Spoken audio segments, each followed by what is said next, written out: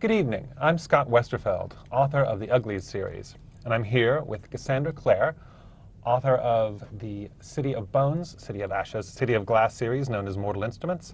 So I wanted to ask you, and I'm sure everyone wants to know, is Simon going to die? Simon. Because, I think he's got to die.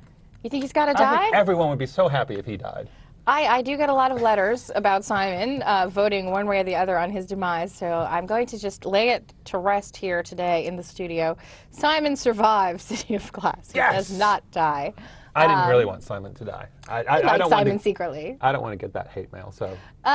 Simon, for those who have read the previous two books, has died multiple times in the series, and I felt that he was done with that, and that whoever else might get it in the neck in City of Glass, Simon was going to survive and thrive. So I'm telling you now, Simon makes it all the way through City of Glass, not without some bumps on the way, but he does survive.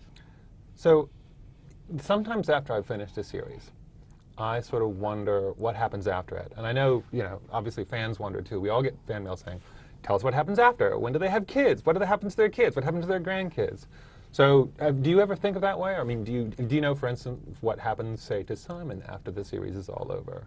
Well, interestingly, I do know what happens to Simon more than I know what happened to the other characters after City of Glass, because once I determined that he was going to survive, I started thinking about his character arc, and he really has almost the character arc of a superhero in these series. He goes from an ordinary guy dwelling in Brooklyn, no special powers, nothing remarkable about him, to basically a well-nigh invincible, immortal killer. And given that, I felt it was natural for me to wonder what might happen to him in the world afterwards when he has to return to his normal life. So I have not planned any series that would continue from the Mortal Instruments yet specifically, but I have given some thought to a spin-off series that would focus on Simon and what happens to him now that he is basically an invincible vampire who can go out in the daylight and who cannot be killed.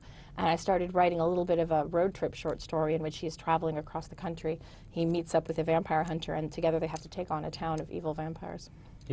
Have you finished this yet? Or? I'm like halfway through the story. And it's going to be a short story? It's not one of those short stories that's going to turn into balloon? a quadrilogy or something? Well, it's not a short story for a specific anthology, so I just decided to kind of start the idea. I was given the assignment to write a vampire short story for an anthology. I started to write the story about Simon thinking it might be something interstitial. I realized that it was of no interest to anyone who hadn't read the previous 3 books and probably wouldn't be appropriate for the anthology.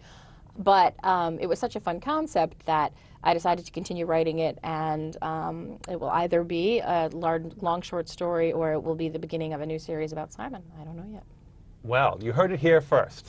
Did you introduce anything entirely new in the 3rd book? Like, did you break the world twist? It opens a new door in the 3rd book at all? I don't think I hope I didn't bring up anything that is completely inexplicable and left dangling. But I think that in the 1st and 2nd book there are very strong hints about mysterious experiments that were perhaps done on Valentine's children by him many, many years ago. And so in the 3rd book we find out what those are, and those do twist and play with the rules of the books as per what the Shadowhunters have told Clare is true about the world before. She's asked questions, do these certain kind of magical creatures exist? And they've said, no, they don't. But as it turns out, that's not actually technically true. Since I'm gearing up to write my next series, which as a prequel to these Mortal Instruments series, there's a lot of references made in the 3rd book to things that happened a long time ago in the past that are actually going to be addressed in the next series. Well, that's cool. Why don't we do, just before we end, let's talk a little bit about your next series. Okay. What's the time period? It's 1878. It takes place in London, New York, and Shanghai. In Shanghai? Well, that's kind of exciting. I'm excited about Shanghai, especially because that means I think I get to go there so I can do So research. It's 1878, so it's after the Civil War. Yeah. And before World War I or anything like that. Before World War I, after the Civil War, after the Opium War, no telephones, but there is gaslight. There's gaslight and horse-drawn carriages, no cars, no horse-drawn planes. carriages, but there is railway. Yeah. That's exciting. That's a great period. It's a fun time. And great clothes.